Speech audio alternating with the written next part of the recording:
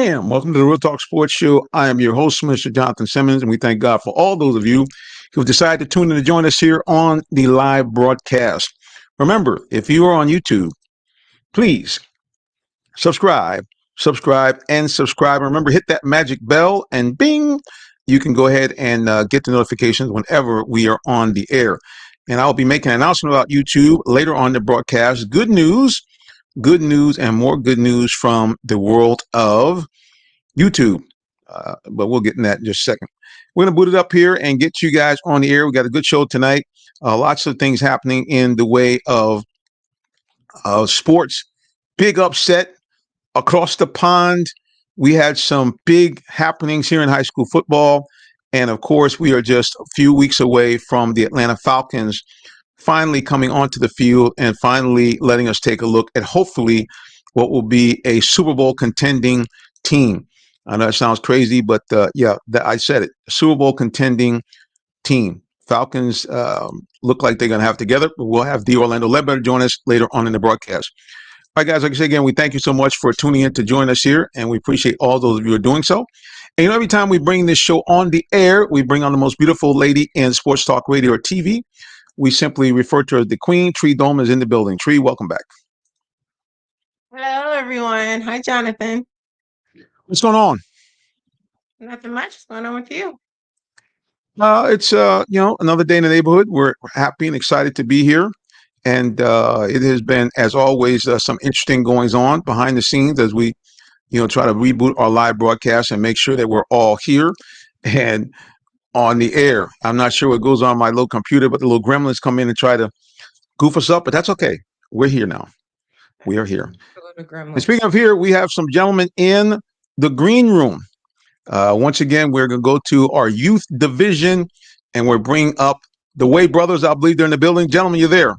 Yes, sir. Yes, sir. How you doing? I'm doing good. Good to see both of you guys. I'm not going to belabor the time. I'm going to let you guys take over because I heard that there was breaking news out of Henry County. So the Waye brothers are going to tell you what was cooking down the road in Henry County. Go ahead, gentlemen. Yes, sir. This past Friday, Ola went against Locust Grove. Big game for Cade Waye. He had 5 touchdowns, field tackles, making plays on really both ends of the sides of the ball. So, Caden, how do you feel about your overall performance? I feel great. Like you said, I had 5 touchdowns, a lot of big plays on defense.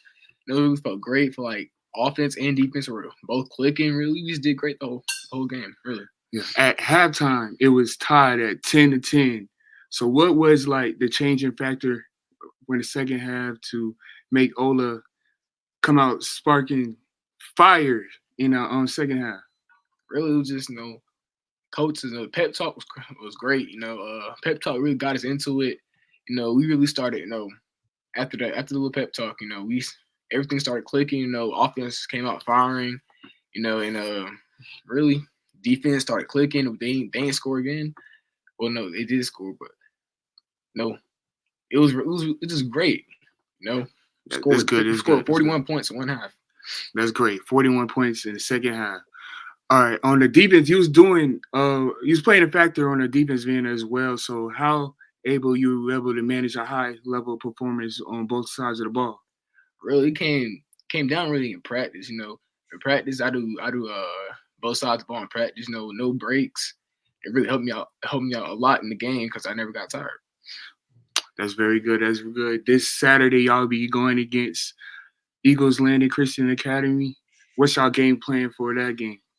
Like I said last time, just film, studying your opponent, seeing what they do, really just locking down their best players so that they can't do anything, really. Thank you. That's a very, very impressive performance. I'm going to pass it right back to Mr. Jonathan Simmons. Well, gentlemen, I can't believe what I heard. Did I hear it was not 1, not 3, but 5 touchdowns? Is that what I heard? 5 touchdowns. Tree, what do you think about that performance? And do you have any questions for young Mr. Waye as he put on a tremendous performance down there in Henry County against a team that is one of their rivals? Don't have any questions, but that's a phenomenal performance. 5 touchdowns. You can't beat that. Yeah, actually, they scored 41 points in the second half, which is very tremendous. Yeah. That's like a basketball score. That's incredible. I just, like you said again, it just was unbelievable to hear that these guys put up those kind of points like that.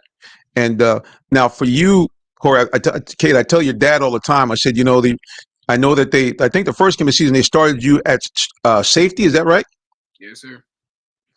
And then we saw some reviewers by some guys that do high school football around the state, and they actually said that they felt that Ola probably has one of the most underrated backfields in all the state. Talking about you and your tag team partner in the backfield. What was it like to kind of be in a backfield with another guy that can bring it the way you guys do on the ground? Really, just great because I know that that we were very versatile. Really, that we won't have a problem running the ball. 2 best backs in the state. Really, just we know that if anything else fails, we know our run game's always there. The run game's always going to help us carry through, help us push through the game.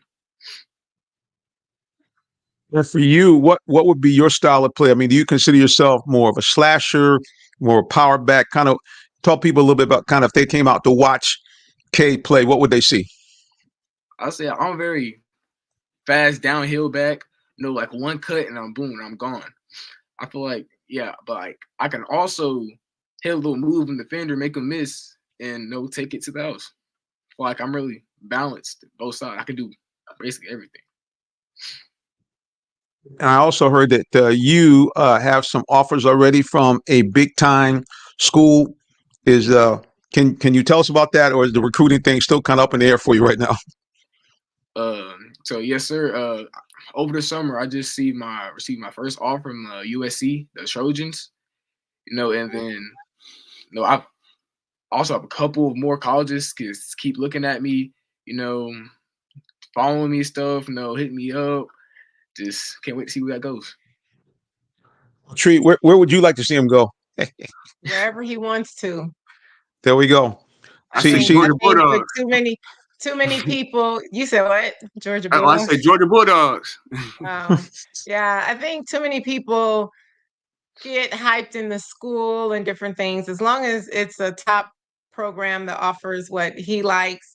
But ultimately, I tell every recruiter, or every child that's getting recruited, that you have to go to the place where you feel like home, because that's where you're going to be. And especially playing a sport there, the sport is going to be your entire life plus some in college. So you definitely need to go to a place that feels like home. And most kids, when they visit a place, they can tell which place feels more like home than the rest of them. Mm-hmm. And also, he's also more than an athlete as well. Like he does well in school. Like he has over a 4.0 GPA. So I believe that just as an athlete, he's such more. He can do well academically. So I believe that he can go really farther with that as well. Yeah, I mean, it's student athlete, which is why I love. So you definitely have to have the grades as well. My honorary nephew just graduated from University of South Florida, magna cum laude, and now he is going to a school in Louisiana. I think it's southeastern Louisiana. So you definitely can be a Division I athlete, putting in work and still make the grades and get that excellent GPA, which again is phenomenal, because the education is something that no one can ever take away from you, and it will take you many places. So keep up the great work. I love hearing that you're also a scholar athlete and doing great things on the field and in the classroom. That's what matters. That's really phenomenal. And I just want you to know, because you see a lot of kids that just focus on, and I don't want to say kid. I couldn't stand when people used to call me a kid when I was your age. You see a lot of young men and young women who they really just focus on sports and not the classroom. So I love to hear that you're doing both and you're killing it both. So keep up the great work. No doubt. You talk about over 4.0 GPA. That means they're taking some of those AP classes. That's all we can do that. So All right, no. Well, listen, man, that's good stuff. Now, who do you guys play coming up this week? We play Eagles Landing Christian Academy. Well, traditionally, that's a tough program. They look like they might be a little bit down this year, but this is a team that has won multiple state titles over the last 6 years. I think they won 4 or 5 in 7 years. So it's going to be a nice test. They won 4 in the past, like, I think 4 or 5 years, maybe. Yeah, so they have a very solid program, long history there. Now, is that game going to be at Ola or on the road at Eagles Landing? It's going to be on the road. Okay, not that's far, because both teams are probably about 6 to 10 miles away from them, so you don't have to go far, right? Yeah. That's good stuff. Well, listen, man, we appreciate you for coming on. And last but not least, my understanding is that because of that performance, you were Henry County Offensive Player of the Week or Back of the Week. What they give you? They gave me Offensive Player of the Week. Okay, they give you anything? No, sir. Just a little title, I guess. We're gonna have to fix that. We're gonna have to fix that. Tree, we have to come up with something, some kind of little gift certificate or free meal or something. We can't have the guy be Back of the Week and get him nothing. All right, well, I'll get with your dad. We'll work something out. Yeah, we'll get you. We'll get you something, man. Great job. Over 100 yards, 5 touchdowns, playing both ways. And it's like I told your dad. I said, really, today's designation is not like in my day. They talked about he's a two-way player. Now they actually got a name for you. ATH, athlete. That means I can play anywhere at any time. Yeah, man. So again, congratulations on what you're doing. Keep up the good work, not just on the field, but as Tree said, really important thing, man, is in the classroom. Because that's what's going to carry you for the rest of your life, and that's why your brother, you see, he's on the grind, trying to do his whole marketing thing and agent thing. So you got a built-in agent right next to you. You're in good shape. Yep. All right, guys, the Way brothers in the building. Look forward to having you gentlemen on next week. Oh, one more thing. How can people follow you on social media, either on Instagram or X? Yeah, so my Instagram, it's C, is all lowercase C, then WAYE with 3 E's, and my Twitter or X is capital C Caden, then underscore capital W Way, WAYE, then a 2. My Instagram is at Cade Waye Jr. with a period at the end. Okay, so that X handle Tree, I'm gonna have to do some work. He had a lot of different things. This capitalize this, underscore the other thing. You could text it to me, bro. So I have it on the screen next time. But Tree will tell you I'm a very bad speller. We have her banner up. Go ahead, go on, tell me. Go ahead. You can tell me. They're awful. Wow. She didn't even elaborate. She says you're awful. Yeah, I misspelled her label, Miss International. I got too many eyes on there, so I don't know. Anyway, guys, thank you for joining us. We appreciate you guys, and we look forward to having you guys back on with us again next week. All right, the Way brothers in the building, 5 touchdowns, over 100 yards, and Henry County Player of the Week, and his brother, the up-and-coming marketing and sports agent. Way brothers in the building. Gentlemen, thanks for joining us. Thanks for having us. All right. All right, guys, we're going to go to a commercial break, then we'll be back with more of the Real Talk Sports Show. Don't go anywhere. Thank you, and thank you. Are you in the market for a new vehicle? Well, check out Allen Vigil Ford Lincoln in Morrow, Georgia. We have one of the largest inventories in our area for both new and pre-owned vehicles, so we're sure to have something for everyone. Family owned and operated since 1982, customer satisfaction is our #1 priority. Come see our full lineup of vehicles and find the one that best fits you. Give us a call today, 678-726-5739, or shop us 24/7 online at allenvigilford.net.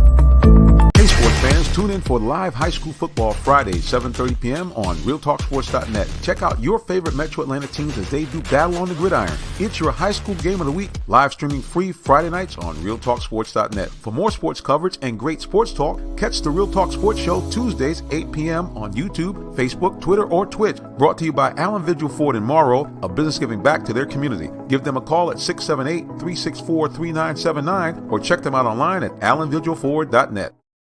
This is Patrick Willis, and this is Real Talk Sports. Mr. Patrick to pop in and join us during a Super Bowl week. Good guy, Tree. I know you met him. Really nice young man. Yeah, God bless you. He's definitely a very nice, kind young man. Well, All right, let's man. go finish up our high school.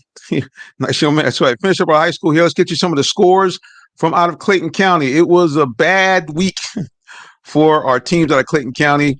They all seem to run into a problem. Let's take a look first down the road. The Riverdale Raiders, they got knocked off as they went on the road to face the Trinity Christian Lions. Lions beat the Raiders 35-14 final.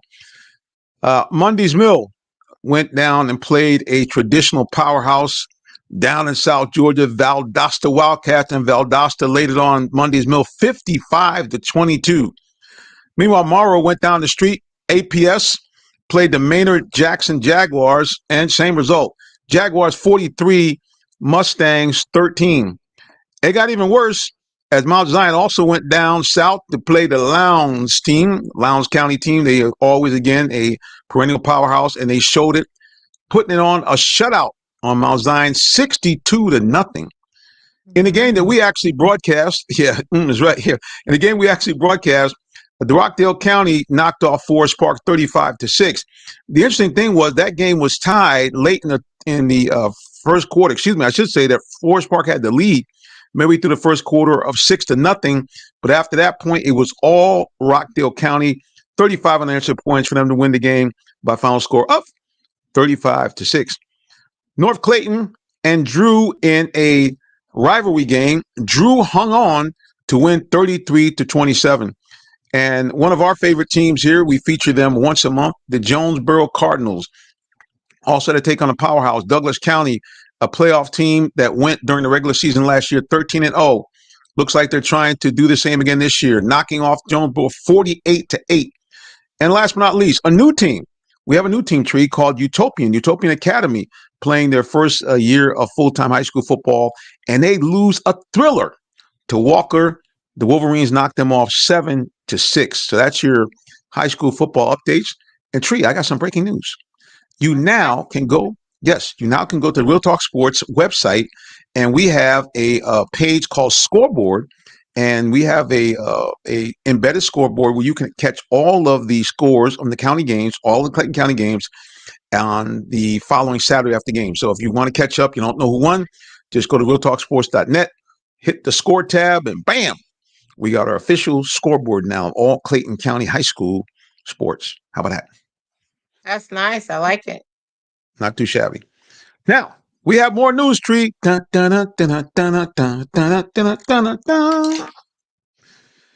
you know, Tree, we are on YouTube as well as multiple social media platforms. And as you know, we have been striving to try to increase our subscriber count. Well, we are happy to announce that we finally have broken a threshold. The Real Talk Sports Show now has over 1,000 subscribers. Nice. We have finally reached 1,000 subscribers. We are actually now, as of about an hour ago, we're at 1,019 subscribers on YouTube. How about that? That's a good thing. No, it is. It's fantastic. Really just excited to, be able to finally announce that. As you know, we've been trying to get to that magic number for a minute, but there it is. 1,019 subs on YouTube. So we appreciate all those of you who've done that. Let's go to social media. And our cameraman, Jason, simply says, what does he say, Tree? Congrats. That's right. Jason is part of that. He gives some great highlight videos that we've been able to post. And the other thing really been driving the Tree, you hear that YouTube is putting a lot in the algorithm for YouTube Shorts. Those little 15-second clips. And that has been a great help to us. We've been posting a lot of these game action clips. And matter of fact, we had one from Mays and Stevenson that got close to 11,000 views. So thanks to all those of you who are helping us out. So Tree, do you have any YouTube shorts that you can put on? Do you have just like a quick shot of the Queen waving maybe, or anything we can? No, Never done any shorts. No shorts. Everything's the long version. All right, that's okay. But we actually, I shouldn't say that. We Never actually have posted our on own YouTube. Well, we have our own short. Take a look. Once again, guys, this is a recap of the Queen doing her thing on the runway. We might have to put this up as a short. Here it is.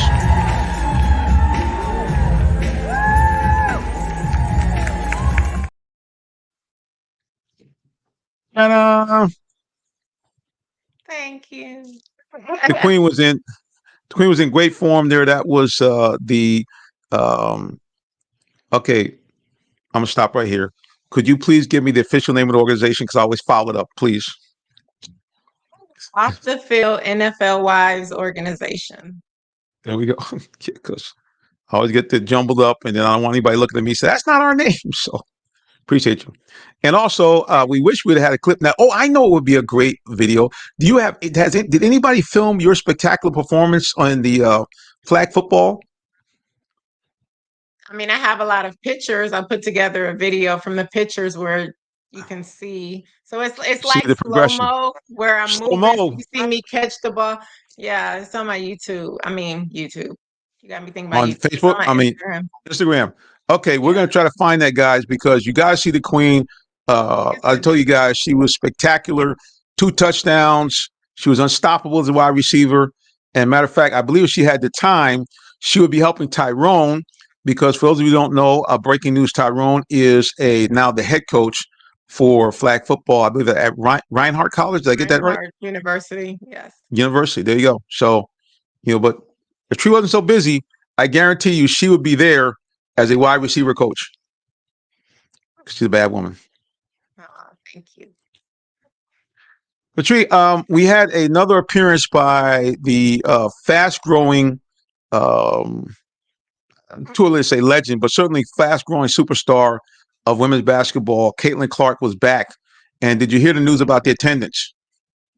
I did not. I've been out of town. What happened? Broke the record. 18,000 people at State Farm Arena. 18,000. Yep.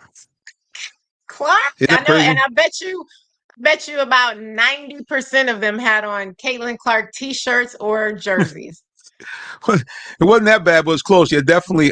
She is really taken the league by storm. And for those people who felt that was just a lot of smoke and mirrors, I mean, she's been spectacular in terms of breaking one rookie record after another. Last night, once again, she showed her versatility. 19 points, but also 7 rebounds and 7 assists. Yeah, she's just showing out. I am so happy for her and so proud of her. She is doing her thing. Yep, no doubt. I think we got another comment here on social media from Facebook. Wade Turner said, "Congratulations to Real Talk Sports." That's what I'm talking about. Thank you, Wade. Thank you very much. Yeah, so all of us have been important in making this happen. Yeah, did we get some stuff from the shorts we did, but certainly Tyrone and Tree's continued involvement with the show and what they bring to the show is why you guys watch. I'm not naive, and we certainly appreciate what both of you guys have done and hanging in there with us. Because like I tell everybody, we're not ESPN. Even our radio station is not a sports station. We're a gospel station. So the fact that Tree and Tyrone have brought their experience and their poise and the ability to poke fun at me from time to time on the show, it's been a nice ride. It really has. And again, just very grateful that we finally reached that 1,000 subscriber, and hopefully we can build to the next plateau, which I guess will be 1,500. That'll be the next big plateau. So, yes, guys, you know what to do. Come on, help us out. Help us out. Yes, like I said, it was a great showing by Caitlin Clark. Like I said, 19-7-7, and once again, unfortunately, the Dream just couldn't seem to push it over the. They just couldn't push it over the top. Once again, they get behind early. They make a run in the second half, but they fall short. Final score, I believe, was 84-79. And they really are in the precarious position of not being able to reach the playoffs because they're behind the Sky and the Fever as far as being able to get there. They're in, I think, 9th place now, 9th or 10th. Yeah, it was 9th, so I don't know if they dropped to 10th, but it's definitely not good. And can I just bring up, remember when we were talking earlier and the Atlanta Dream was one of the few teams that had not switched the venues? Remember that? And I was saying That is not smart, and you can capitalize, and they're talking about finances and all this, and here you are missing opportunities. Imagine if they would not have moved it to State Farm Arena and would have kept it at the Gateway. I think it's the Gateway Arena that they play at. Right. Just imagine. So it's a good thing that they finally switched it to State Farm Arena, and now look what happened. Over 18,000 fans. Come on. So I'm glad that they finally got on board and realized, hey, we need to move the game. So I just wanted to say kudos again to them for doing that and allowing so many other people to come and enjoy watching the game in the area as well. Because it's not just No, for it's for the fans as well. no, you're right. I think that there was a lot of high level conversations. I know I had a brief opportunity to meet one of their top executives. I believe she's the president of the team, used to be head of marketing for the Falcons, Morgan Shaw Parker. And I guess there was some, I'm not sure what the conversations were back and forth, but there's no doubt that her and her team decided that, hey, this is, we have to do this. I don't care what the logistics are. I don't care what the situation is. We have to do it. And thankfully, her and her team made it happen. And just to get it correct, she's actually the president and COO of the Atlanta Dream. Like I said, coming from the Atlanta Falcons, she did a great job there. She was kind of behind the scenes, the lady that really kind of made things move for the backyard over there next to the Mercedes-Benz Stadium. So shout out to, like you said, you hit on the head, the Dream getting their mind right. Because think about this. They would have lost a total because the first game, I think, was 17,500 people. Second game was 18,000 versus, I think it only holds around 4,000 at Gateway Arena. So you're talking about 30,000 people would have missed the opportunity not only to see Caitlin Clark, but to spend their money with the Atlanta Dream. Makes no sense. So I'm happy that they finally made the decision and did so. And then I also hope that next year, you see the demand for the Caitlin Clark jerseys. Sure you have enough where you're not running out of them. Thank you, WNBA. Thank you. The Queen has spoken and kept it real. All right, guys, we're going to take another quick break, but we'll be back with more of the Real Talk Sports Show. Keep it locked right here. The day has arrived. It's time to let more people know about your business. You have the right marketing plan and the messaging in place. But do you have the right messenger? Good advertising and promotions need a professional sound so the message can be clearly understood. Don't leave your brand image to chance. Let our team of voiceover experts at CME lend you a hand. Give us a call at 678-304-8121 to find out how we can partner with you to give your business its voice.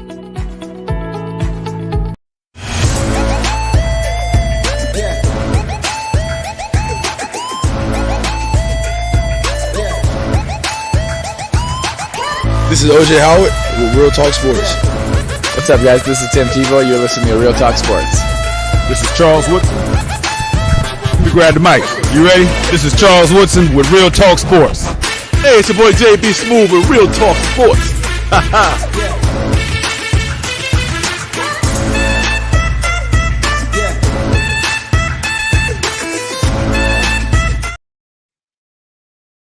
All right, guys, at the Real Talk Sports Show, I'm your host, Minister Jonathan Simmons, and right next to me is the lovely Queen, Miss Tree Dolman, is back in the building.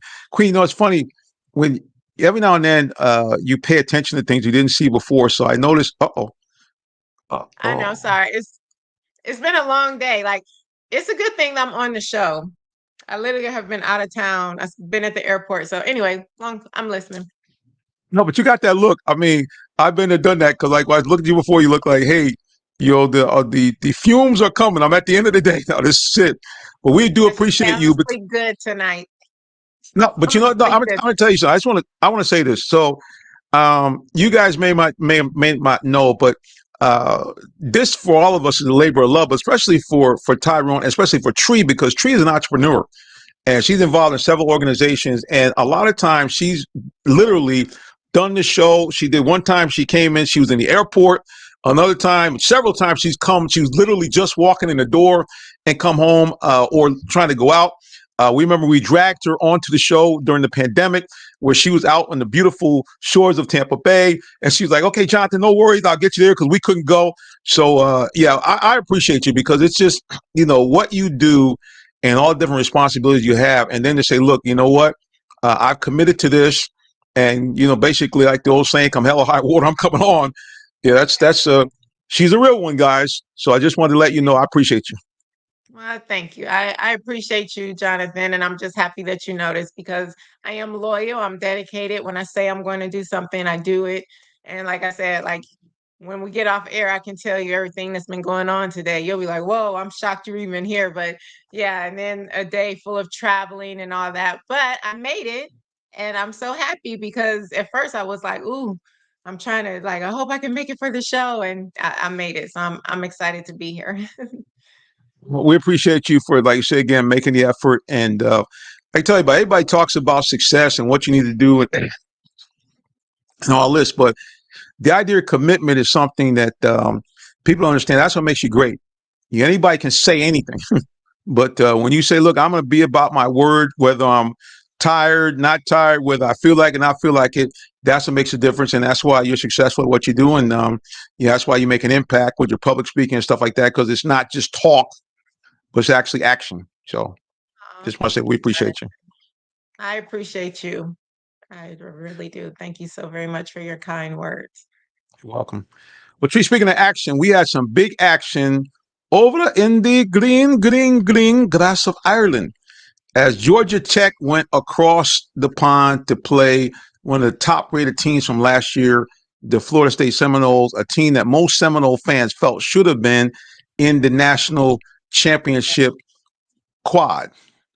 But we have a guy that follows this team, and he's got some breaking news that hit the stands from over in Ireland and shook up the world.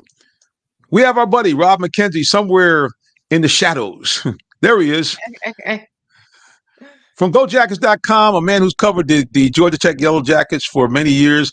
And Rod, once again, somehow or another, Georgia Tech and Florida State gave us all we wanted and then some. And then what happened at the end of that ball game, sir?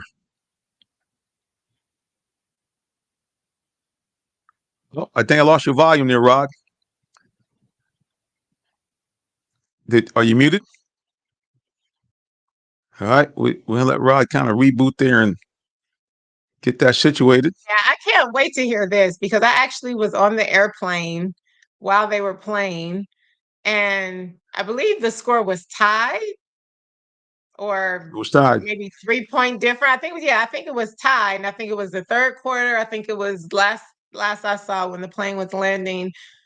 I think it was maybe 6 minutes left in the third quarter with, I think the score was 14-14 or something like that. So I was like, oh my goodness. I was not expecting this. So I was like, yeah. And so Rod, you're going to have to, what's going on is somehow or another you muted yourself and I can't unmute you. So you're going to hit that little button there and on the microphone and get that line off of there. That will be unmuting you and we should be able to hear you loud and clear. If you look there should be a spot where you see the mic, just like on Zoom, where it has the line through it. So if you click that should unmute you, I hope. We still got you muted, brother. I'm not. He says, you cannot unmute the guest. Okay. No worries. Oh, I think you're unmuted, brother. Go ahead. You might have to turn your volume all the way up because I still can't hear you. Got a little bit of problem there. He's trying to get his volume back up. I'm not sure if we got, because the unmute is off. I can see that. There's somehow or another your volume has went down to the 0 level. So what you might have to do, Rod, you might have to kind of refresh the page and restart. And I'll try to bring you back on and see if I can get you rocking and rolling. So we'll take a break for a second and then we'll come back on. There he is. He went off. But yeah, so I'm going to have to be a spoiler on this. Yeah. So Georgia Tech, who was the underdog in this game, as they are usually when they play Florida State, Georgia Tech shook up the world, hitting a game-winning field goal late to win by a final score of 24-21. Go Georgia Tech! Georgia Tech. All right, I see Rod back in the green room. For them. Oh, you should be. Let me see if I can get him on here. Hopefully he's got volume. Rod, are you there? No, you're like me, brother. I can see your lips moving. Don't hear anything. Still can't hear you. Can you hear me? Yeah, there we go. Dun, dun, dun, dun, dun, dun, dun, dun. He's here. Technology. That's right. Listen, brother, it gets me. Seems like every other week. It's incredible. All right, Rod. I was just telling everybody. I had to break the suspense. Georgia Tech, once again, late in the ball game, gets the game-winning field goal to knock off the Seminoles 24-21. Just tell us really what was the key to that ball game, really. You know, I think Georgia Tech won the battle up front on both sides of the ball. I mean, you look at that final drive, 6 minutes, 33 seconds. You know, Georgia Tech knew they wouldn't get the ball back if they gave it up. So, you know, they marched down the field. They had a couple of hiccups. You know, they had the fumble behind the line of scrimmage on a bad timing on one of the plays. And then they got 12 yards back on the third down play. And, you know, the field had an open end and a closed end. And they figured if they could get to within the 30, 35 yard line on the open end where the wind was blowing against them, that they could, you know, kick the field goal. And of course, Aiden Burr had been hitting him from 50 plus in practice. So they had all the confidence in the world in him, and he came through. Yeah, just a tremendous ball game for the Jackets. And now, where would you rank them? Would you rank them as a top 25 team? I know it's early, but what would you think? Yeah, I think it's too early to rank them myself. I mean, as much as I would like to see it happen, I mean, Coach Key talks about first learning how to win and then learning how to win consistently. This was one game, you know, just like it amazes me that the Florida State fans are quarreling for Mike Norvell's head. Yep. You know, after last season, he had won 12 straight ACC games. Come on, people. You know, use your head for something other than a hat rack. Come on. I haven't heard that one before. I like it.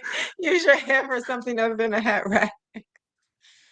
Yeah, it's incredible. You know, people get very delusional. We've seen that here in Atlanta. We've seen that in Georgia fans.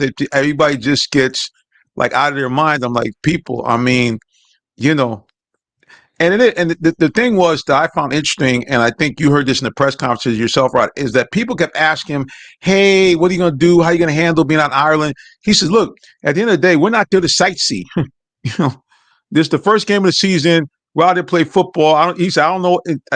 They tried to ask him what the parents and some of the wives were doing. He said, I don't know about any of that. It was just hilarious watching him, but clearly that's the mentality he had to have. Tree, any questions or comments for Rod? MrGoJackets.com. So outside of the win, what was some of the great things that you saw from the team that you think will benefit them throughout the season? Well, I saw a defense that, you know, aside from that first, you know, set of plays that Florida State went down the field, you know, without any problem. After that, I for the first time in a long time, I felt confident about a Georgia Tech defense that I've never felt confident about before. You know, they only gave up 45 yards on the ground after that first series of plays, and you know, it was sort of unreal to see that taking place. They didn't let the receivers get behind them. They kept the receivers in front of them, limited the big play, which had been a bugaboo for them. And you know, it was just, I think you had confidence going into the game that the offense was going to move the ball, but both teams had limited possessions. And I think the fact that the score was what it was favored Georgia Tech more than it favored Florida State, because I know Florida State people expected them to run up the score on Georgia Tech. Yeah. You kind of wondered, man. Like you said, I'm really very impressed looking at these stats here. like you mentioned, man, Georgia Tech, just a well-balanced ball game all around the way. They held Roydell Williams to only 38 yards and 12 carries. And even though the quarterback was 19 of 27, he didn't even throw for 100. He didn't even throw for 200 yards, 193 yards in the air. And yeah, man, but talk to us also. Brent Key seemed almost like a little kid when he talked about the running game. Talk to us a little bit about the ground game and how effective it was against Florida State. Yeah, I mean, he was asked, what would you do? And he said, what else would we do? Run the ball, with that offensive line. And, I think one of the keys too is they finally have some tight ends that are actually tight ends. They were using wide receivers last year, and they had some guys that were they used that counter motion play where the tight end goes in motion. He goes across, pancakes the guy on the outside, and Jordan Williams, the right tackle, takes his guy inside. Next thing you know, Jamal Haynes is through the hole and making his way down the field. So, it's that's just one more piece to the puzzle. And they ran the ball 36 times and only threw the ball 16 times. So they knew what they had and they took advantage of that. Now, this week against Georgia State, that might reverse, that might flip-flop. When Georgia State looks at the game and says, hey, we got to stop the run, they might sell out to stop the run, which will opening up the passing game for Georgia Tech. And they look good, man. Like you said, Brent Key, like you said, he looked like a former offensive lineman because he was all grins, talking about how they ran the ball and ran it very effectively. 36 attempts, put up almost 200 yards on the ground, almost 5 yards per carry. And, the other thing I think was a big key, looking at Haynes King, were you impressed about his efficiency and ball protection?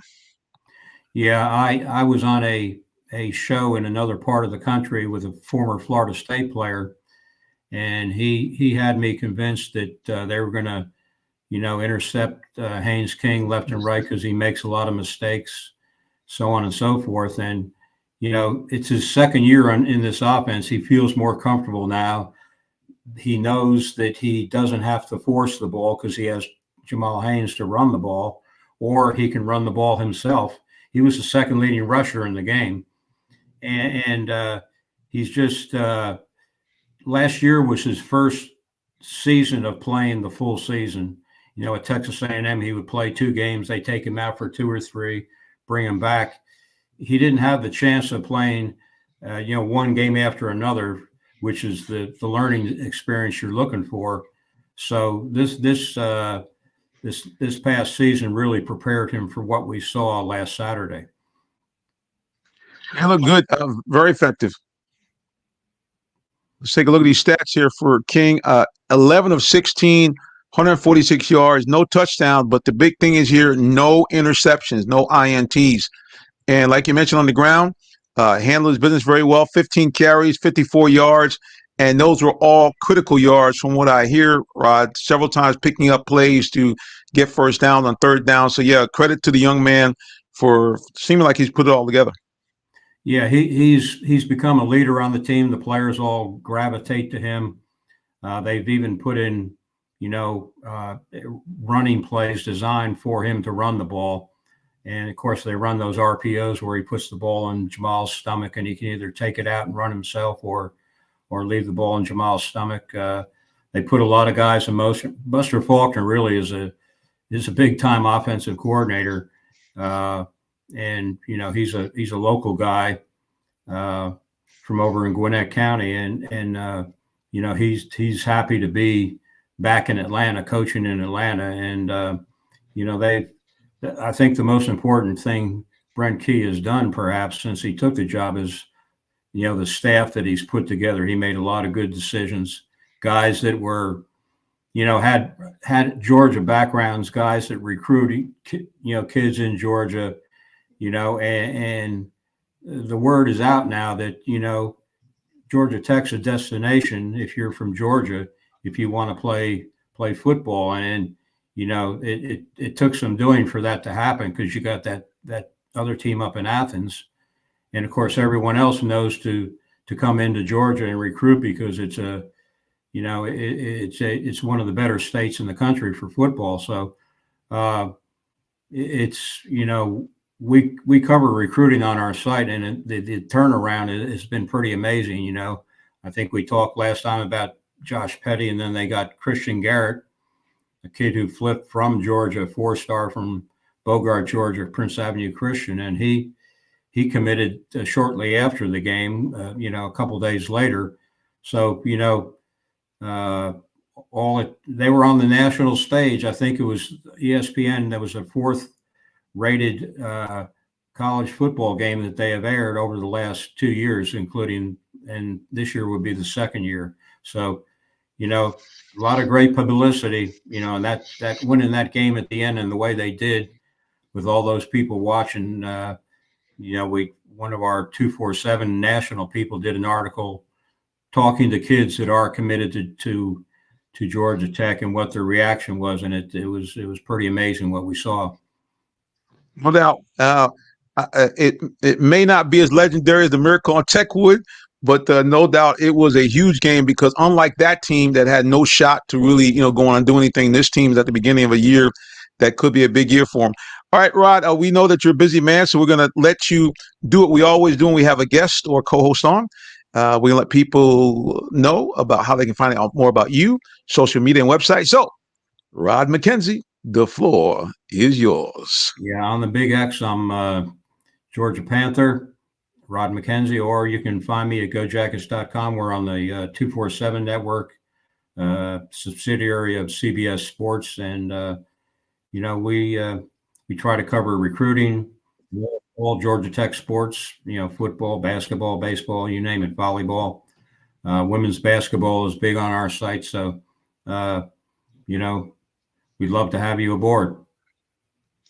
Rob, man, we appreciate you. And thank you for joining us as always. And I'm out here beating the drum to get some former Georgia Tech guys on with you as well. I spoke to the Capitan, Ken Swilling, just yesterday. He's doing well. He's having some little back and knee problems, but he's doing pretty good. So he says he's going to try to come back on. And I believe that we're going to. Oh, yeah, he's a great guy. As you know, he used to be on the show quite often. So I look forward to some great Georgia Tech conversation. I think there's going to be a banner year for the Jackets. Good to see you all again, and thanks for having me on. Yes, indeed. You too. Thank you. Bless one. All right, guys, we're going to a break. And then you know what's coming up next? Falcons football. So if you want to hear more about the Falcons, got to keep it locked right here for more of the Real Talk Sports Show. We'll be back in just a moment. Are you in the market for a new vehicle? Well, check out Allen Vigil Ford Lincoln in Morrow, Georgia. We have one of the largest inventories in our area for both new and pre-owned vehicles, so we're sure to have something for everyone. Family owned and operated since 1982, customer satisfaction is our #1 priority. Come see our full lineup of vehicles and find the one that best fits you. Give us a call today, 678-726-5739, or shop us 24/7 online. Hey, sports fans, tune in for live high school football Friday, 7:30 p.m. on RealTalkSports.net. Check out your favorite Metro Atlanta teams as they do battle on the gridiron. It's your high school game of the week, live streaming free Friday nights on RealTalkSports.net. For more sports coverage and great sports talk, catch the Real Talk Sports Show Tuesdays, 8 p.m. on YouTube, Facebook, Twitter, or Twitch. Brought to you by Allen Vigil Ford in Morrow, a business giving back to their community. Give them a call at 678-364-3979 or check them out online at allenvigilford.net. Congratulations, Amici, on your new F-250 that you got from us. How was the experience here at Allen Vigil Ford? Thank you so much, Jonathan, man. I appreciate everything you did for me, man. This is awesome right here. And you did, your service is impeccable, man. So Amici is a client of mine, and we look forward to him joining us, actually, Tree, as a partner sponsor. He has an HVAC company, and he said, yeah, man, I want to support what you guys are doing with high school football, so hopefully he'll be joining us to talk about what he does in the community and if anybody needs his services. Well, you know what time it is. It's Falcons time, and we are now down to the nitty-gritty, where they've, kind of leaned that number of players down to, I think it's 53, and there's been a lot of movement, a lot going on. So, what we like to do, bring on the guy who knows more about Falcons football than anybody around. He is the embedded beat writer for the AJC Sports for the Falcons. He also is an multi-award winning journalist and he is an Esquire par excellence. I'm talking about the one and only man with the baddest hats in town. D. Orlando Ledbetter is back in the building. What's going on, D. Led? All right, I'm doing not too much, Reverend. Thanks for having me on the show this evening. Yes, sir. Let me get a close up of that hat. Here we go. Bam! Look at that hat, boys. I'm just the garden hat tonight. Flame. That's the real fedora right there. That's not the imitation. That's the real one. Yes, indeed. Well, D-Led, I know this is kind of your pocket. A lot of moves made by the Falcons. Some of them may be undone. What's kind of your take on the guys they cut, especially some of the guys that showed out like young Mr. King and some of the other guys that seem to do pretty well in preseason? Yeah, we'll see some of those guys come back through on the practice squad tomorrow. They really cut the team before by letting us know who they thought was the first and second teamers by not playing them. So it wasn't really any surprises other than Chris Blair, who led the team in receptions. He was cut and kept. They kept Casey Washington, the 6th-round draft pick, Kevin King was a veteran trying to make a comeback. We'll see him on the practice squad, I do believe. At linebacker, Donovan Muton, who led them with 28 tackles. We'll probably see him back on the practice squad too, because they only kept 4 linebackers. They, favored their rookies over some of the veterans and the practice squad guys, like picking Jace McClellan over Carlos Washington Jr. We'll probably see all those guys back on the practice squad. Washington and Blair on the practice squad last year. So, yeah, nothing really crazy from the way they played in exhibition seasons. All the long shots were long shots. The guys on the bubble, some of them made it, some of them didn't. Tyler Heineke made it because the quarterback rule was not changed. So, yeah, we had a pretty good read on this roster, coming into cut day. Tree, questions or comments for D-Led? No, I mean, I had a question, but he just answered it. He said that it was not a shocker for him because everything that they thought was going to happen pretty much happened. So that just goes to show how talented you are and that you know your stuff and that you do your research. I mean, that's what I'm talking about. But thank you so much. Yeah, you just got to pay attention in class. They're not, they said they're playing the backups. That means they're playing the backups. So don't make it any harder than it needs to be. Yeah, good point. No doubt. So this team, we've had, and a lot of other guys have been talking about this, the E word, expectations. Are the expectations unrealistic? Because D-Led, it ratcheted up. I'll be honest with you. I got caught up with the fever too. As soon as they signed Matthew Judon, I was always feeling some kind of way. And then when they signed Simmons right after, I'm like, oh, we got a Super Bowl contender now. I mean, are we doing too much? Are the expectations too high? Well, there you go. Yeah, Reverend, come on. They ain't even played. They ain't even tackled yet. They don't even tackle in practice. So to go from 7-10, 6 years of losing to the Super Bowl because you picked up some players, come on. Let's be reasonable here. Now, what you have, Reverend, this was just an analogy I've been able to use with folks. The only thing that makes sense to me is, okay, you got some pretty good parts to a car here. You got some better tires. You got some Pirellis now, okay? You got an engine. You found you didn't have an engine. It's like a Tin Man. He didn't have a heart. Now you got a heart. So now can these coaches put it all together and go out and beat people? We don't know. We can't say that they can because the offensive coordinator's never called a player in his life in the NFL. The defensive coordinator's never been in a game in the NFL. The coach has. So, hopefully he can provide some guidance with that. You got a veteran quarterback who's won 1 playoff game. So how do we go from all of this to the Super Bowl? It's just beyond me. And it's that whole microwave mentality that we have out here now. Sometimes you got to pump we'll do good, Reverend, as media people to tell these people, hey, pump the brakes, calm down. Calm down. You got to play Pittsburgh, the Eagles, the Chiefs, and the Saints to start the season. You can go 0-4. So slow down. You got some good players. Now let's see what they could do when they're playing football and not playing tag in football practice. Well, it's funny you should mention that, D-Led, because I'm going to play this clip. You know this guy. He's on the coaching staff. He played in the league.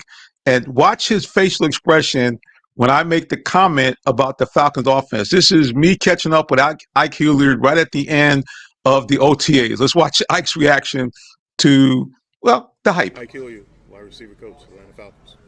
Coach, looking at this team, everybody's been talking about how high-powered it is, how many offensive weapons. What do you really do to reinforce the type of scheme that you guys are trying to run to be most effective for your players? Say we're high-powered, huh? That's what everybody says. Yes, sir. Looks good on paper right now. We have a lot of work to do. Look, we have the luxury of having a quarterback that's seen it all, and we're really excited about that.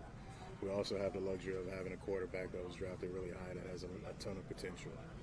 So that puts us in a category of having a high-powered offense, man. Good for us, but we still have to put the work on the grass.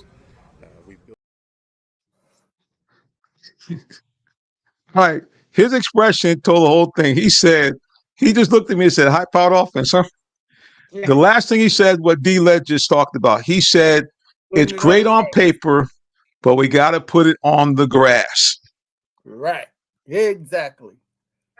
And, to his point, they've been looking pretty good in practice on the grass, but they're not playing football. They're playing some simulated, gym class tag thing where they run and they run full speed. Some days, a lot of days they're walking through and, jogging through. But when they go full speed, and then they don't tackle, though.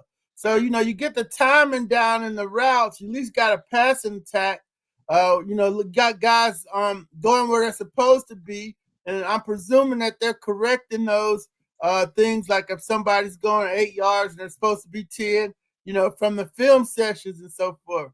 But as far as, having it all together, they're going to be trying to put it all together on September 8th in a live game because they didn't play any exhibition games.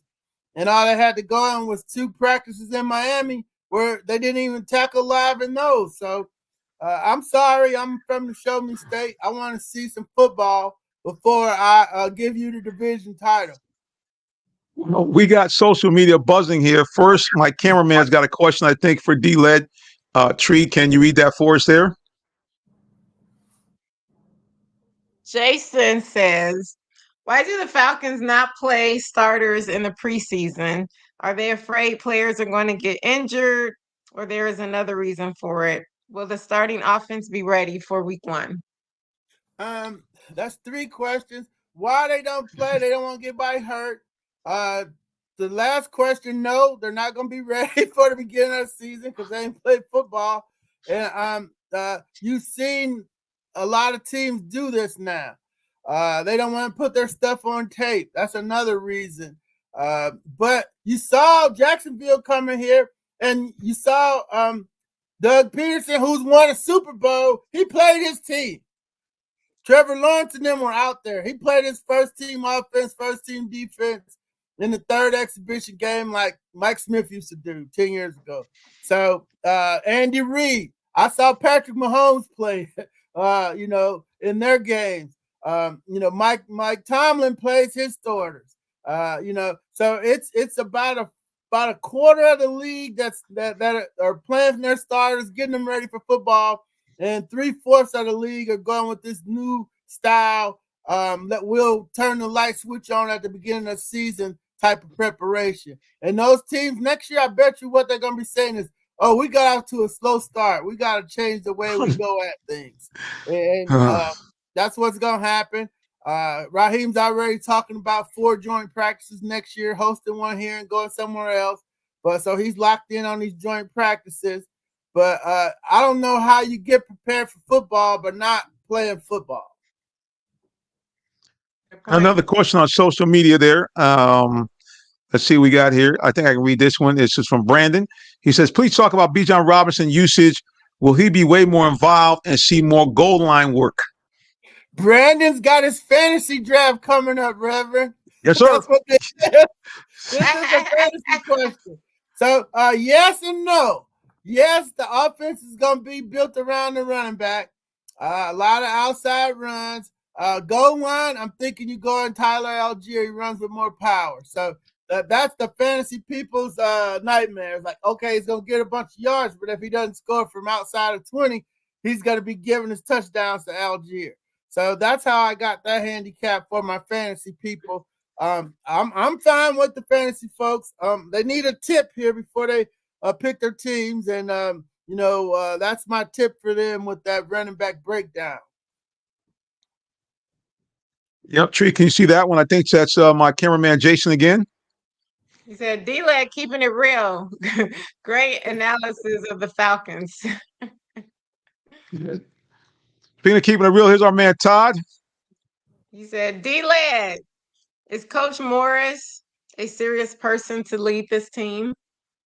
Coach Morris is a football coach. Yes, he is. I don't know what he means by serious. I don't know what that is code for. What does he mean by serious All person? I see is belly laughs in practice.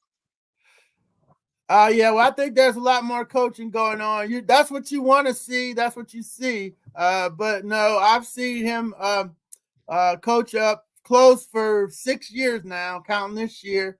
And he has done, I've seen him do a lot with the wide receivers, taking over defense for Dan Quinn, putting together this operation. He's trying to get his his coach.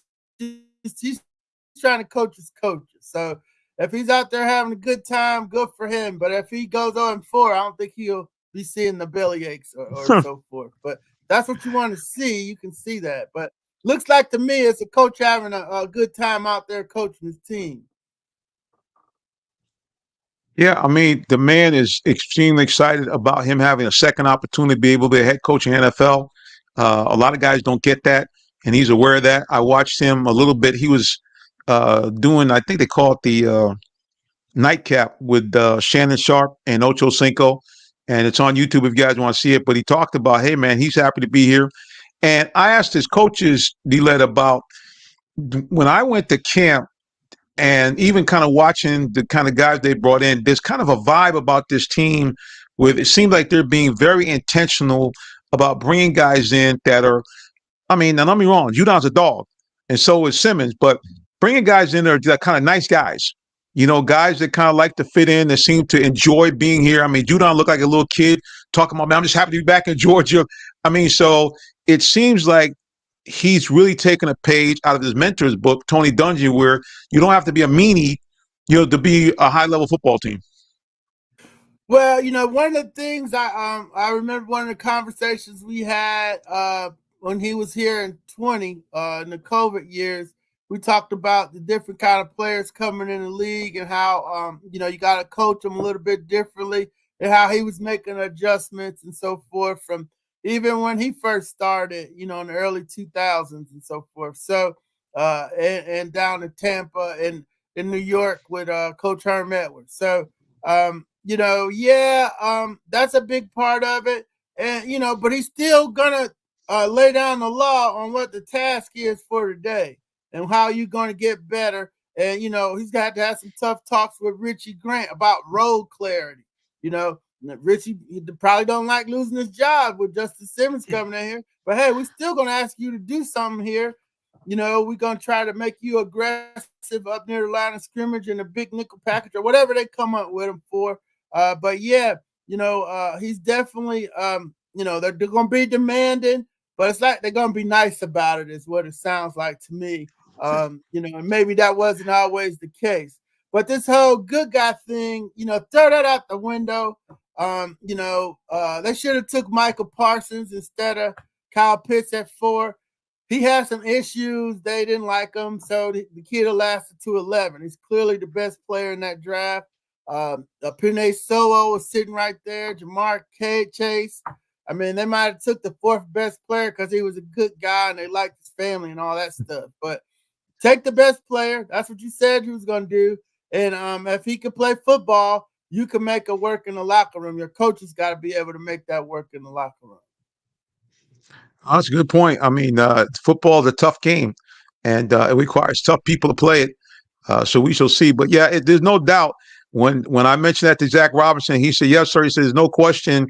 He said, "We enjoy the camaraderie." He said, "But do not mistake that for the fact that we are going to be demanding in terms of what we expect from this team." And he said, "We might get our point across a little differently." He said, "But no, we have expectations that are going to be met." So yeah, you're right. I don't think these guys run around smiling, overlooking if you bust a play or don't do anything right. But like I said again, it does appear that they really, are trying to get, like you said, nice guys. And even when I They think about call it. Kirk Cousins, say They again, call it that their buzzword is ethos. They say ethos, right? They like Reverend's that word, got the right ethos. Trees right? got the right ethos. That's their buzzword for that. Yeah, I got to write that down because they do those the two words they use like ethos and what goes on in the building. They talk about in In the the building a lot building, too. yeah, yeah. So, but I mean, listen, everybody's got corporate jargon and corporate speak. I get it. That's Yeah. kind of where we live in now. So, everybody has to seem to have a theme. Everybody has to have a way of going about their business. And like I said, I have no problem with that. As long as if you're telling me that this is your formula for success, so be it. Because everybody's different. But you're right. If they come out of the box 1-3 or 0-4, all that ethos is gonna go out the building because you're gonna have No an doubt unhappy about fan base. Yeah, no doubt about it. But hey, let's be, what, maybe it all comes together. Maybe they're clicking, they drop 30 on the Steelers and kick Arthur Smith's offense upside the head and get off to a good start and go to Philly and do it again. And then probably, the Chiefs start slow. The Lions got them last year. So, and then the Saints thing, that's just going to be a fight no matter what. So, I don't know about, no doubt. let's True, I let think Todd has commented there. What's Todd saying there? Todd said, let me reframe the question. Is Coach Morris tough enough to get in Pitt's face when he's running half speed? That's what he needs. Oh yeah, no doubt about it. That was one of the things when he was the head coach for the interim period. He didn't mince any words, but I guess he didn't have nothing to lose. He was, he had to try to win 11 games to keep the job. But he didn't have no problems talking about Dante Fowler and his lack of hustle and getting in his face and fixing that defense, moving AJ Terrell, who even though he was a rookie, had him covering Justin Jefferson one-on-one in his first game. No, he's more than tough enough as a coach. So that should be debunked. Really. And you might get caught up with the smiling and the shucking and jiving and stuff, but but he's definitely when it's time to get down, they'll know that it's time to get down. Trust me. Yeah, and with the kind of experience that Raheem has, I mean, it's not like, is he second time going on as a head coach? But this guy's been around some of the all-time greats with Tony Dungy, all these different guys he's been with, Mike Tomlin. These are all guys that are at the cream of the crop in terms of their ability to generate winning football teams over a long period of time. So there's no question. And of course, his years with the Wonderkins, with the Shanahan, young Shanny and McVay. Yeah, so this guy, we can say what we want, but he's been around the very best in the business, and I would think that that's going to have an impact on how he goes about his business with this team. Yeah, no doubt, and Shanahan, Mike, and Kyle, the Grudens, John and Jay, and the person who taught him offense at Atlanta when Quinn moved him to wide receivers was Mike McDaniel, the Dolphins coach. He taught him the offense on how it was supposed to work and how it was supposed to stress out the defense. So he's got a 40,000-foot view on how he wanted to put together his team and how he wanted to attack people. Now that the key here, Reverend, is okay, they get into game 6, people got film on them, and he's got to start adjusting and counterattacking. And he's gonna have his bread and butter stuff, but then how do you counter people when they try to take that away? So, or the best of friends talk every day. They're not gonna talk publicly before this game because Tomlin's like, well, hey, I don't want to be telling everybody how much I love the guy that I got to play in my first game. So yeah, that's what's going on there. And I spend time with both of them together, and it's they go all the way back to William and Mary and so forth. When Dan Quinn was with them, and they used to take Dan Quinn to the Kappa parties, so they're a real tight group, and wish them all the best, and gonna be a good time if they can get the Falcons back in the winning column. Hold up, D-Led. Hold up right there. You just dropped, sir, something that I was curious about the explanation. I can remember going to the Falcons camp and Quinn announcing that, hey, we're going to change the playlist. I like playlist. And going out there one time, man, literally, I'm looking around. He was letting these guys play the unedited version of some cuts. I was like, oh, for it. So that's what it is. He's been hanging out with the brothers from an early age. Yeah, no doubt. He's from Morristown, New Jersey. And I sent him a picture. I was up there for Jets camp. I was like, hey, I'm rolling through Morristown. He said, D-Led, you just got a little bit tougher. Just because I was rolling through his town. But Coach Dan is a real dude. So wishing him the best with Washington. And Raheem here and Coach Tomlin up in Pittsburgh. Okay, we got one last question here from social media. I think it's Todd Tree. What's Todd asking there? Todd said he said, "What's your take on Ritter getting cut?" Well, I talked to Zach Taylor at the owners meeting last year, and Zach recruited him out of Louisville. The Bearcats got in on him late. I think he was going to like Eastern Kentucky or something. Then he goes to Cincinnati, and that team stacked, and took him to the playoffs, unprecedented 44 wins in 4 years, and so forth. And then I said, well, hey, how do you think he's going to do in Atlanta? And he said, that's going to be interesting to watch. So from that point on, I was like, oh God, this is not going to work. And so and my other point was, he had Georgia beat. All he's got to do is get 2 first downs. He's got to complete 2 passes in the Peach Bowl that year. And when he couldn't do it, when there was a game on the line, I kind of fouled at my memory. So, unless cats are wide open running free, which they were a lot at Cincinnati, they had a superior team than the AAU conference they were playing in. But Luke Fickell talked Arthur Smith into drafting him. When they went up to Cincinnati and Fickell was the coach, said he had the right makeup. That was a buzzword, but nobody said he could pass the football. And so that's been able to that's played out here in the last 24 months. Maybe somebody will pick him up. Maybe Arthur will pick him up in Pittsburgh. But that there were issues with his accuracy throughout. It's the reason why he was going to Eastern Kentucky. Maxed it out here, got a couple years in the pros. Maybe he could develop into a backup somewhere and at least get to his pension and so forth. But he's one of the greatest quarterbacks in the University of Cincinnati history. And he was a good guy, so we wish him the best. D-Led, this is the beauty of being on a show with the Queen. Now, you notice that during the whole time when this stuff was going on about Ritter, she didn't look at me funny. She didn't, kind of give me that look like, hey, that's your guy.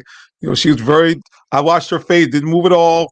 So I appreciate that. But yes, if you remember, and for those of you who can go back to the tape, oh, yeah. I watched him against Georgia and Alabama. Oh, my gosh. Man, I'm going to tell you something. Those 2 years watching him, I was thinking to myself, man, I'm going to have to quit sports talk radio because the guy was just so bad. And every time I thought he was going to turn the corner, he did something else crazy that was really bad. So it just tells me one thing. I'm not cut out to be an NFL GM. That's what that's telling me. Because he was, to quarterbacks. Yeah, he was, wow. Okay, well, I thought I was going to escape without some shade, but oh, Lord have mercy. All right, so we've established that basically this team, again, on paper, has the makings of a team that could do some work. As a team that, again, on paper should win double digits in wins. But I did what you did, D-Led. I did some research on the Kirk Cousins. And although Kirk's got some tremendous numbers, guy's been a great player. I looked at the season he had. I guess Minnesota was like, I think 13-4 when they played. Who did they play? I think they played the Giants. Giants came in to Minnesota, played them very well. Kirk did get them to the game time touchdown, but I kind of looked at the numbers and broke down the play-by-play. The last two times they had the ball with an opportunity to either tie or win the game, yeah, he was very inefficient. Yeah, all of his passes appeared to be check downs. Couldn't push the ball out to two really outstanding wide receivers, and they just couldn't get it done. So hopefully Kirk will be able to give us some type of postseason. Who knows? It might be like Matt Ryan. Remember, Matt Ryan was in the same position. He couldn't seem to win a big game, and then his MVP season, he put it all together on the shanty. So hopefully that's what happened here. Yeah, well, Matt had some big wins before Shanny got here. The Michael Smith team, 12. They had a 17-point lead against Kaepernick, and then when almost at the Super Bowl that year, and in 2010, they're going toe-to-toe with Green Bay to halftime, and then just went sideways in the second half. So Matt's the greatest quarterback in team history based on the record and playoff appearances.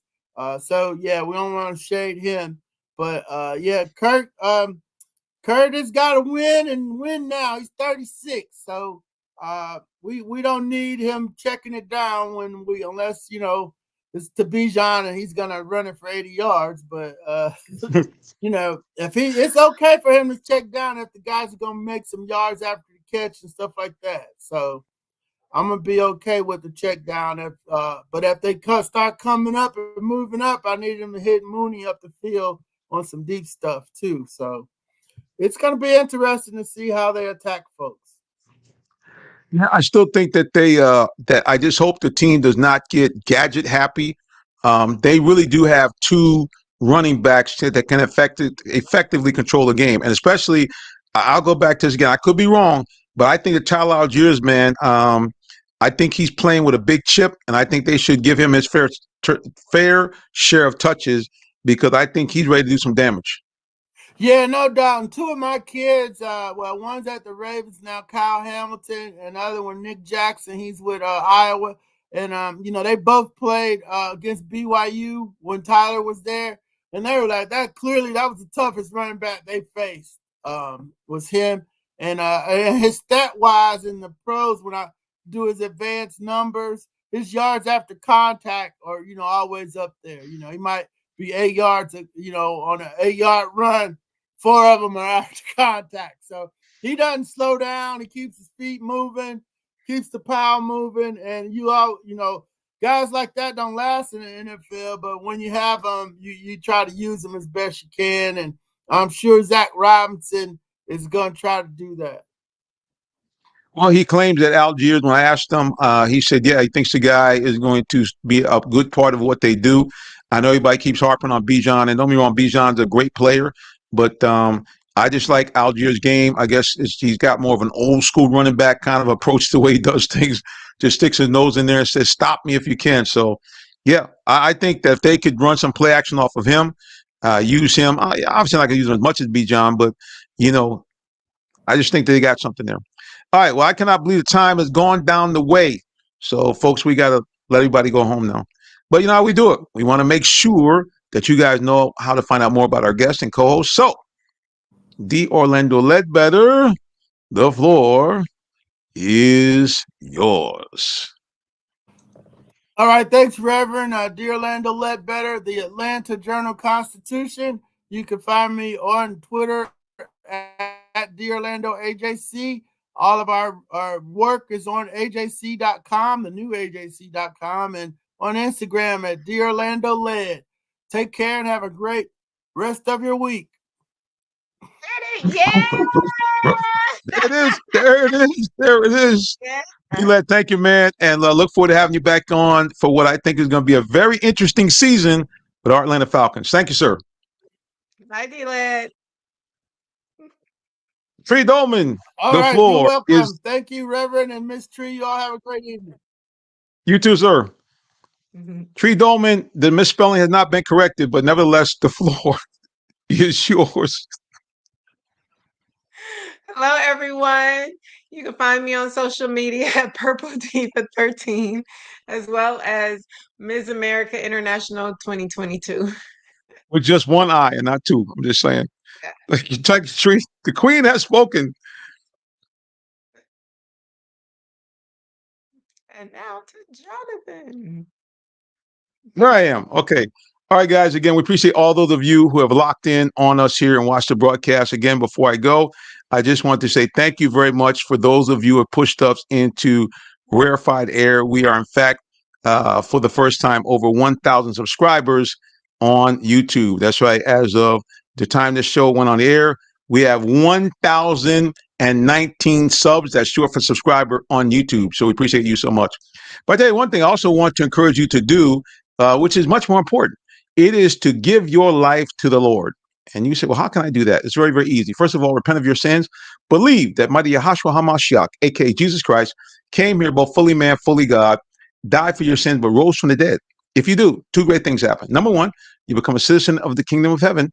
And number two, you become an adoptive child of God with all the rights therein. That means you can now go to God like a heavenly parent, asking for anything that you need or desire, and according to his will, he'll give it to you. And when you die, you go to that happy place called heaven, where there's none of the following: no more pain, no more sorrow, no pandemic, no bad people. You never get old, you never die. And you get a chance to now see God, Jesus Christ, and all the people of love face to face. And you avoid that nasty place called hell, where all the things I just mentioned won't be there. It's dark, it's dreary, it's painful, fiery, and you're locked in with the devil and all his demonic hosts. I don't know about you guys, but I like option number one instead of option number two. All right, everybody, until the next time we get a chance to get back together again, we simply say as we do each week, God bless you and have a wonderful rest of the day or evening, whichever may apply. So long and take care.